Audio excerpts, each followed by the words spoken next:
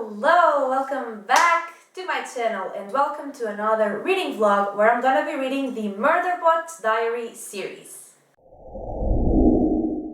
So the Murderbot Diaries series is a science fiction series that currently has 6 books out, and 5 of them are novellas and 1 is a full-length novel. And a lot of people that I follow have either read this series or parts of this series, and mostly I've seen positive reviews, and I have been wanting to read these books for a while, and the time is finally here. And since I'm gonna be reading the whole series, I'm not going to have any spoilers in this reading vlog, and I'm just going to be telling my overall thoughts and rating of each book after I finish it, so it's not gonna have the usual section of my last thoughts at the end of the video. So yeah, having said all that, let's just go. Recorded Books and RB Digital present All Systems Red by Martha Wells, narrated by Kevin R. Free. Chapter 1. I could have become a mass murderer after I hacked my other module, but then I realized I could access the combined feed of entertainment channels carried on property sites.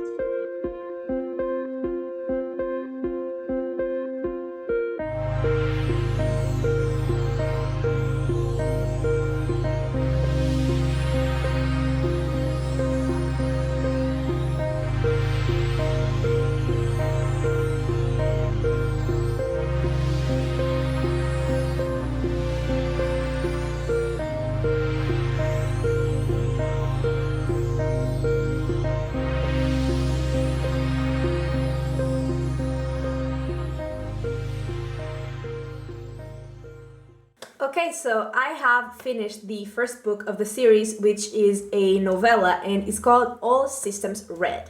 And in this first book, we are obviously introduced to the world and also the main character, who calls itself Murderbot, although he never says that name out loud. And he's one of the company's security androids, and he is on a mission with his space crew. But Murderbot has hacked his governor module, and that means that he basically no longer has to follow the company's rules, which is actually surprisingly not a bad thing. And a neighboring mission goes wrong, and basically Murderbot and its crew have to figure out what happens. And don't let the name fool you, because Murderbot is actually, I love it. And I know that, it has mentioned that something in its past caused it to call itself Murderbot, so I'm guessing, something bad has happened, it has done something bad. But in this book, in this particular plot, I loved it. Literally, the first sentence of the synopsis was, "As a heartless killing machine, I was a failure." So, yeah. And it's it just loves to watch TV shows and just be in its own world. And for someone who is socially awkward and shy and antisocial like me, I find Murderbot very relatable. There was a sentence that it said or thought, and I don't exactly remember what it was, because I'm listening on audio, so I don't have the book to just go check it. But it's something like, his humans were really nice as long as they didn't go talk to it or just approach it. And I felt that. And also another thing is that Murderbot says that people think about it as half robot, half human, but it is just a whole confused being, and I also felt that. So, like I said, Murderbot is very relatable. And Murderbot really just cares about its humans and their survival, and I thought the ending was so cute as well. And I just really had a great time because, it's a novella, so the world was not as developed as it could have been if it was a full novel, or the characters as well, the side characters. But like I said, it's a novella, it's what I was expecting, and I think that what this novella really wanted to do was to make me fall in love with Murderbot, and that definitely happened. And also the story, the plot itself of this novella was also really interesting, and I had a great time, and I gave this one 4 stars, and I cannot wait to get into the next one. Recorded Books and RB Digital present Artificial Condition by Martha Wells, narrated by Kevin R. Free.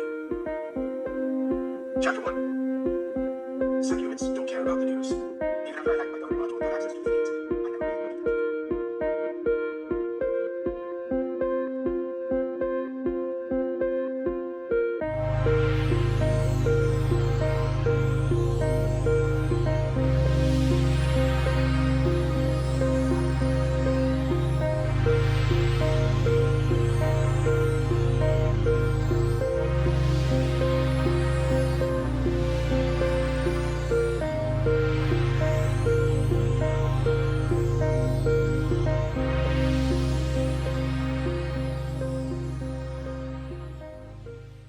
Okay, so I have finished book 2, which was called Artificial Condition and was a novella. And in this one, we follow Murderbot as it tries to find out what happened on that mission when it went rogue and started calling itself Murderbot. And is trying to discover because its memories were erased instead of like it being just eliminated because androids are expensive, and so the company just wants to reuse them, and so they erased Murderbot's memory of what happened, and he wants to know.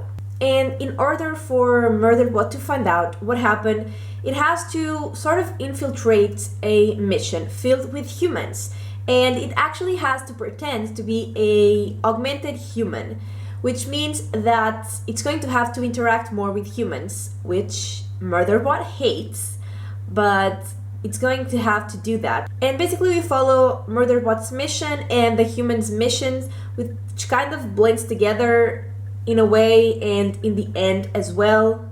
And Murderbot keeps saying that he doesn't behave like a human, he doesn't think like a human. But like Murderbot even says itself that it can be as irrational as humans and just as paranoid as humans as well. And there is like one thing that Murderbot does that it's very human, because it just rewatches its favorite show, like episodes of its favorite show, when it's anxious or scared or sad. And you know, rewatching a comfort show is a very human thing to do. So like it actually behaves more human than it thinks. And so we follow Murderbot on its mission to find out what happened in its past, and we do find out. And then we follow more of the humans' mission because Murderbot's mission sort of ends before the humans because they get in trouble. And Murderbot doesn't have to help them. It's not its task, it's not its job, but it helps them anyway. And yeah, Murderbot basically saves the day once again. And I love him so much, but I feel like in this second book, the world wasn't as developed, like the settings they were in weren't as developed, and also the side characters weren't as developed as well compared to the first book. So I didn't love it as much, but I still had a good time reading it, and I gave it 3.5 stars. Write books and artificial condition. Martha Rose, narrated by Debbie Lloyd. Chapter 1. I have first one transfers. The first one had a useful way to exchange money to media rights, commentary rights, and supervised touch.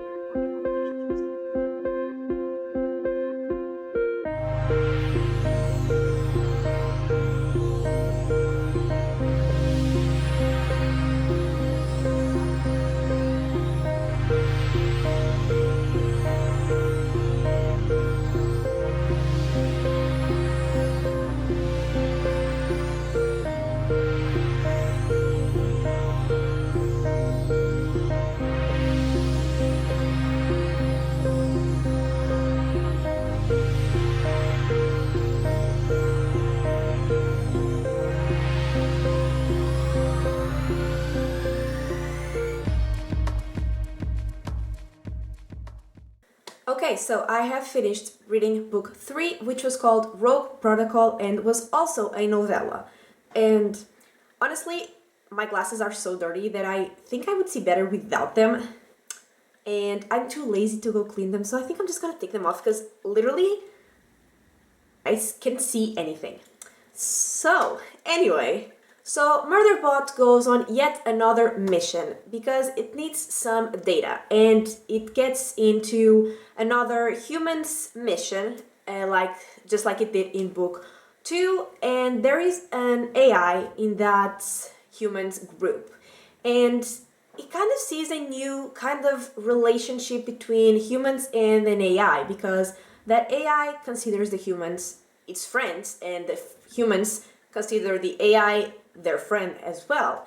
And that's definitely very different from the reality that Murderbot knows and the way it has been treated by humans. So yeah, and like it's really adorable because it says that it's gonna need to go have an emotion in private, and I just thought that was so adorable. And I mean, Murderbot says itself that it hates caring about stuff, and I guess about humans in particular, but once it starts, it can't stop. And that has happened with every single group of humans that Murderbot has encountered, that we have seen. And it happens again in this book, especially because this group of humans is attacked, and Murderbot does everything it can to save them, including even putting itself in harm's way. And again, it didn't have to do that. Those humans were not, were not Murderbot's employers, were not clients. It was not obliged to help them. Not that it was anyway, because it didn't have the governor module anyway anymore, so even if they were Murderbot's clients, it wouldn't have to help them. But they weren't even, so it could just go get its data and leave. But Murderbot doesn't do that. He helps those humans as well, and he saves the day once again. And I still really love Murderbot, and I just find it very funny and also very cute and adorable, even if it tries to just stay away from humans and not interact. When it does interact, it's cute and it's funny, and I love its sort of internal monologues. I love Murderbot, and I also really like this book, and I can't really get into any details of the plot because it's a very short book and I don't want to spoil anything. But the point is, I had a great time reading it, and I gave it 4 stars. Recorded Books and RB Digital present Exit Strategy, The Murderbot Diaries by Martha Wells, narrated by Kevin R. Free. Chapter 1. When I got back to Half-Rack Station, a bunch of humans tried to kill me. Consider how much I've been thinking about killing a bunch of humans.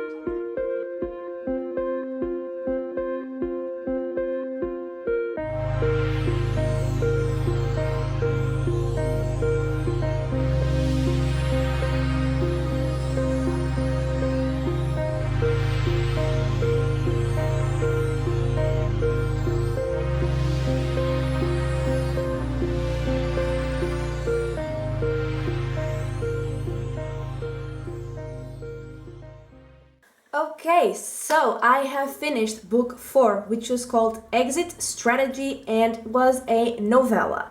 But before we get to the book, I just want to say that I did go to Spain, which I mentioned in my drawing video, and I didn't really film anything, but I think I've got 2 photos without my parents on them. So there they are. One is of the Royal Palace and the other is of a park when the sun was starting to set. And yeah, that's all I got. But I had a lot of fun. I also got sunburned on my forehead, which I think is gone now, but it happened. And yeah, I had a great time. But anyway, getting back to the book. So Murderbot was definitely not programmed to care about humans, and yet we see it doing it again and again. So after Murderbot got the data it needed from its own past and also the transgressions of the Grey Chris Corporation, Murderbot gets back to helping one of its former clients or friends, even though he doesn't really like to call humans friends, but it is sort of what they are, and it's definitely one of the humans that it cares about.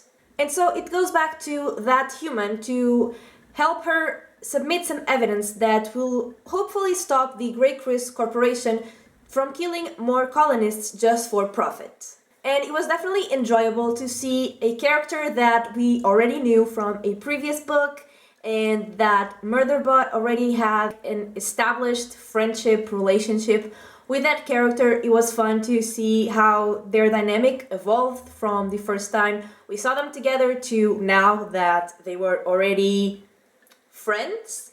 So that was definitely fun, and as usual, fun to watch Murderbot care about humans, even though it doesn't really want to. And like it said itself, it hates to care about real humans instead of fake ones, like the ones from the shows it watches. And again, relatable. But while they're on their mission, we learn that there are a bunch of people after a rogue sec unit. And that rogue sec unit is Murderbot, because we know that it has hacked the governor module, so that's why it's rogue.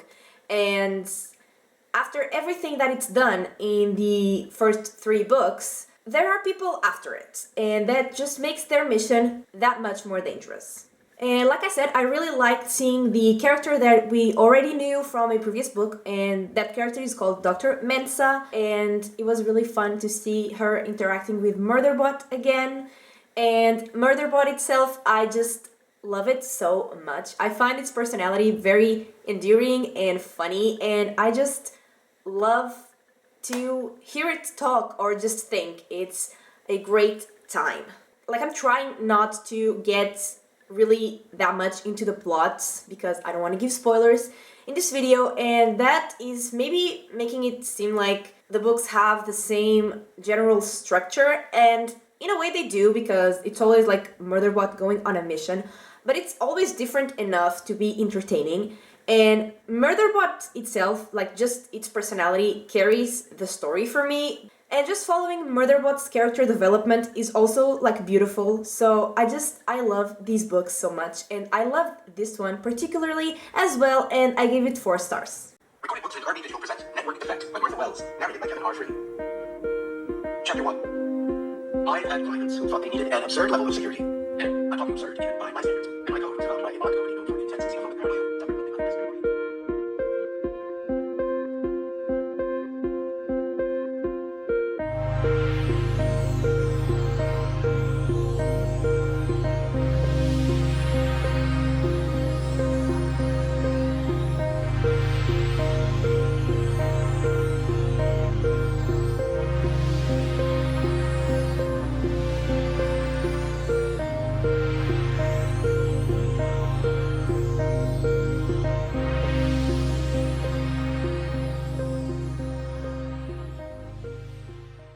So I have finished book 5, which was called Network Effect, and this was the full-length novel, which was around 3 times longer than the novellas. And once again, before we get to the book, I just want to say that I have been places again, and who am I? And I feel like I have been like out of the house more this last week than last month. So yeah, this time I just went to sort of a carnival? Is that what it would be called? I don't know. With my friend, and I only got photos of food, so that's that. But anyway, getting to the book, Murderbot is once again interrupted from its favorite activity in the whole world, which is watching its favorite shows. Because its friends, human friends, are in danger because they have been captured. So in this book we see some characters from the past that we already knew, and we also see some new characters. And Murderbot has to deal with a lot of humans, and one of them is a teenager, which Murderbot is kind of overwhelmed with, and that's understandable. That's very understandable, because I would be too. So while on the mission, Murderbot and the humans get to a place that Murderbot recognizes. And after an initial scare and sort of mental breakdown, Murderbot finds its sort of old friend, Art, which was the research transport vessel from book 2.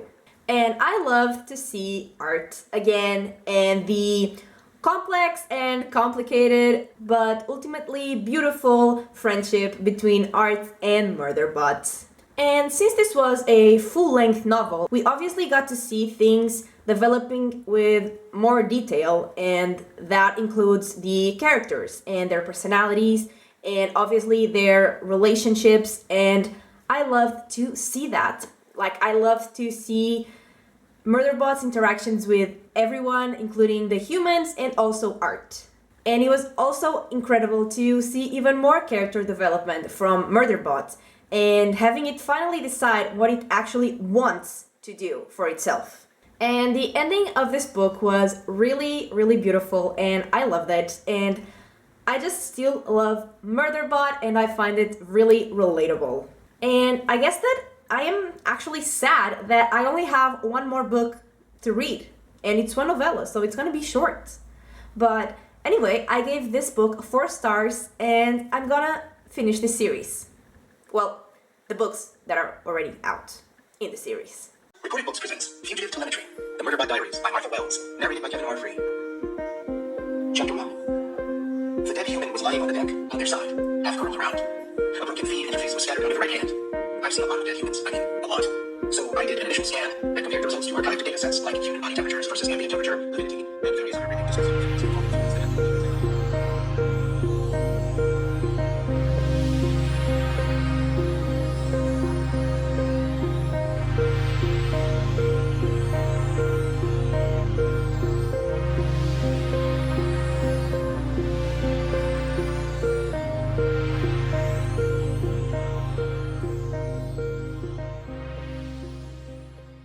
Okay, so I have finished the sixth and last book of this reading vlog, which was called Fugitive Telemetry, and it was a novella. And I don't know if you can hear any annoying background noise, but if you can, that's rain, because it has been raining non-stop today, which is also the reason why it's kind of dark. Again, I don't know how it looks in the camera, but in real life, it's very dark. So this novella was actually set, the events of the novella were set before the previous book, the novel. And Murderbot is on a preservation station which is the home of Dr. Mensa and some other characters.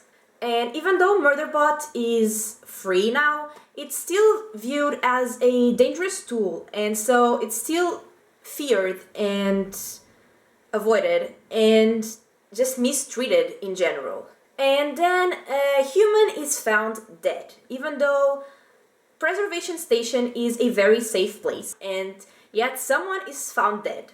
And suspicions fall on Murderbot because, like I said, people don't trust it, don't like it, and they just fear it, but obviously Murderbot was not the one who killed the human.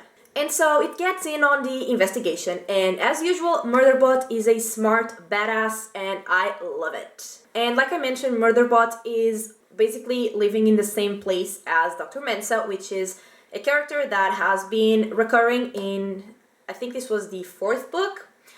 And so we get to see her again, and a familiar character and familiar relationships, dynamics, but we also get to see some new characters, and it's always really entertaining to see Murderbot making friends, because even though it's always reluctant and it's always awkward, Murderbot always ends up making friends because it always ends up caring about the humans around it, and it's always really fun to see that. And as usual, Murderbot itself was incredible, and when I started this series, I didn't expect to love this character as much as I do, but I just love it so much. And its monologues, because it has a lot of monologues, they always make me laugh and at the same time make me be like, he is so adorable, I love it.